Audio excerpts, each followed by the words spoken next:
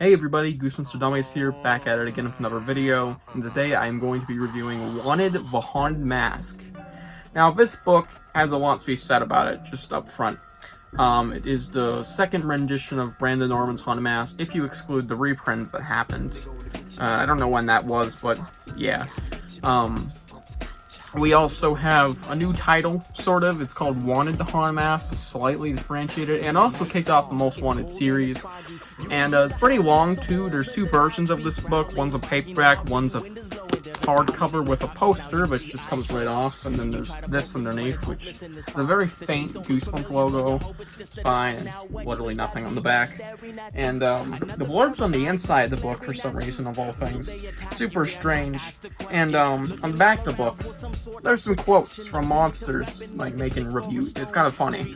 And yeah, this story is a very weird and weirdly laid out haunted mask story, and it has similarities to the original, but also some major differences, especially in length. So yeah, in honor of Halloween, reviewing the final haunted mask book I have to review, for now, maybe, unless they maybe like do a Haunted Mask 2 graphic novel or something of the sort.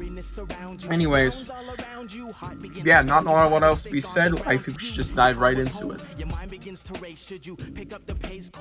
Now for the blurb, which is on the inside for some reason. Wanted, undead or alive. Luann Franklin usually loves Halloween, not this year. Her best friend, Devin O'Bannon, is going away for the week. She has to go to a boring party where nothing exciting could possibly happen. But when Luann comes face to face with the Haunted Mask, major trouble lies ahead. Devin O'Bannon did not want to leave his best friend, Luann Franklin, behind on Halloween. He didn't want to go on this trip. He didn't want to be staying on a pumpkin farm. That was all before he heard the strange scratching sounds on his window, and saw the shadows moving around in the fields. Something is out there, and it doesn't seem to want Devin around. So, this book is kind of controversial, just because some people don't like it, or some people really like it. And I'm one of those who fucking loves this book. This is one of my favorite Haunted Mask stories. Well, not really much competition. I think they're all at least somewhat decent. The only one I don't like very much is Scream the Haunted Mask. But yeah, Haunted Mask is so far a really good franchise, and this just carries that legacy over in its fourth novel. Yeah, the fourth Haunted Mask installment, if you don't count live action shit. But yeah, I'm talking about books. Wowzers. Yeah, Wanted: The Haunted Mask not only switches it up, but it does it in such a really good way that I really enjoy, and there's a lot of good in this book overall. And yeah, let's talk about that. We'll start off with the opening. This is the most obvious and most huge upside for this book. The opening of this book is really, really good. In fact, it is commonly said to be one of the best in all of Goosebumps, and I agree. This one's dark. It has a dark first 30 pages, yeah. Kind of dreadful, but in a good way, of course. It's scary. What more can you ask for? Yeah, it's kind of sad, too. It's like a sad, somber opening to this book. Kind of rewrites the Haunted Mask lore a little. Not too much that I like it, but I still like the story in general. This opening segment, really, really good and creepy, and I love it. Even has some gore in it. Yeah, and this is a spoiler review. Dude's face gets ripped off. That's fucking gross. That is probably the most disturbing thing I've read in a Goosebumps book. That is gnarly. Genuinely gnarly. This dude dies. We just read a dude get his face ripped off and die. Just horrible. Yeah. And no, it isn't a fake out. That's what actually happens for those who have not read that opening or don't remember. Yeah, that's legit. That happens in here. It's fucking insane. But, now for the main story. The main story is really darn good. And that is, of course, the Haunted Mask story. I have some issues with it, more particularly just one small issue, but still it is a solid story. It has a solid idea around it. It's just a Haunted Mask, but I like how they discover it. I think a little more than the first book, maybe, very much a maybe. I'm not sure. I like how it goes about everything. I like Luann. She's a solid protagonist, and I just generally think it is a solid segment. It's not outstanding, and it does similar things to the original Haunted Mask, but I still enjoy it quite a bit.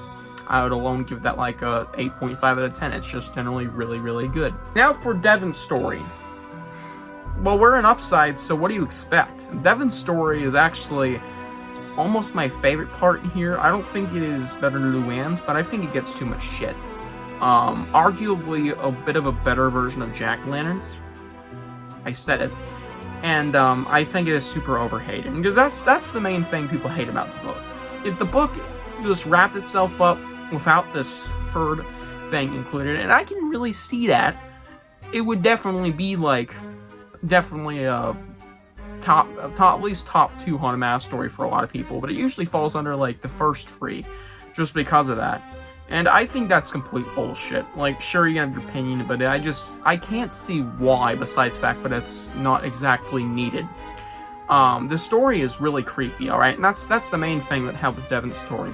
These pumpkins, they're creepy, and they make fucking regular-ass pumpkins creepy. Not terrifying or anything, for the most part, but they are relatively creepy, and it's just a nice setting, and there's some nice atmosphere. There's also nice twists involving some, maybe zombies? I can't quite recall what exactly it was, but it involves a kid. Maybe undead. And, the pumpkins themselves, yeah, they can genuinely be terrifying. Well, like I said, they're not exactly terrifying all the time. They have their moment, specifically when the vines, if you know what I mean, are potentially trying to get to this kid. That scene is disturbing, genuinely freaky, and that might just be a me thing, but I think that is genuinely insane, like really, really creepy. Yeah, that part gets a lot of shit, and I just don't get why. It's like genuinely a really good read, Devon's story, but I get some stuff like, oh yeah, it's not really a haunted mask story, but I still just hear, oh yeah, it's also terrible. Like, what the fuck? What's so bad about it? It's super good. But yeah, I really like Devon's story. I really like the main story, and the opening is easily the best part, bar none, no question asked. I know it's a typical choice, say the opening's the best, but just literally is. And now for Pacificer upsides. The whole story is really fun and is a nice, different-ish rendition of the Haunted Mask. I like the changes they did to differentiate from the original story. The opening is dark, it's somber, like I said. Luann and even Devon are both really good characters. I like the story that they were going for. I appreciate the effort Stine did to make these two stories connect, albeit kind of lazily in the end. They do connect, and I enjoyed the ending of this book. Yeah, Haunted Mask, really good, and I think it is just a generally really, really, really good read, and honestly, it's one of my all-time favorite Goosebumps stories. There I say it. Now let's move on to my downsides. Nothing generally about the book just makes me upset or anything, or is the downside. Like, specifically story-wise. It's just like, looking at it, it does have things that are like, why? And it's kind of a downside in that way. The main story is similar to the first Haunted Mask. One of the best, obviously. Second best in my eyes.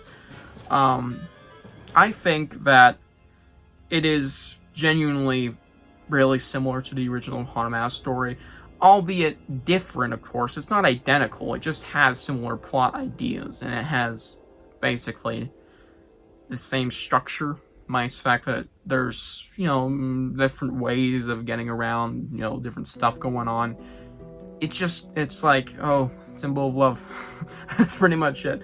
You gotta fight a symbol of love, Carly. Luann Franklin. Sorry, almost mixed you up for similar character. That's another thing.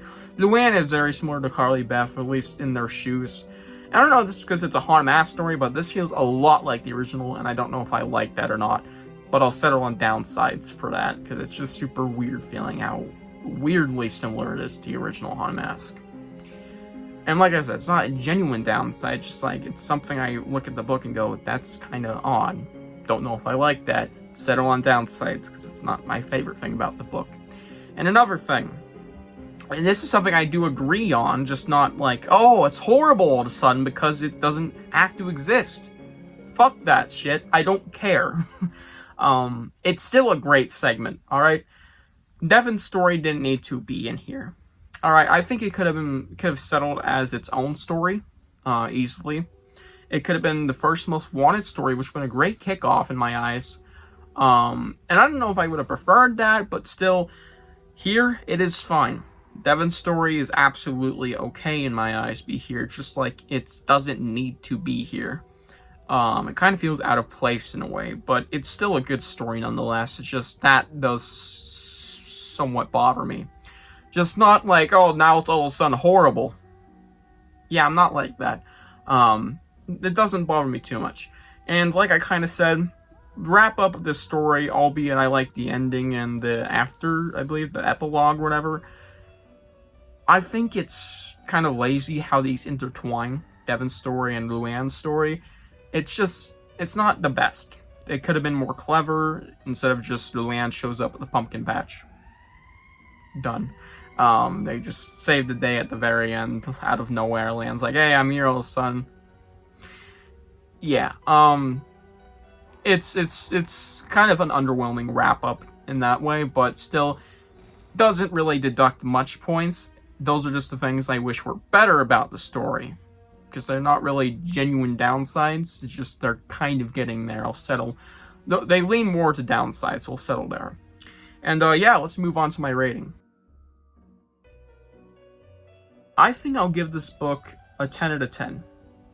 Now, let me explain. We round things here, so it's like a very high or kind of up there 9.5. It's a lower 10 out of 10. It's not gonna blow your socks off. And I don't think this is for everybody, but in terms of enjoyment, this is like absolutely peak enjoyment.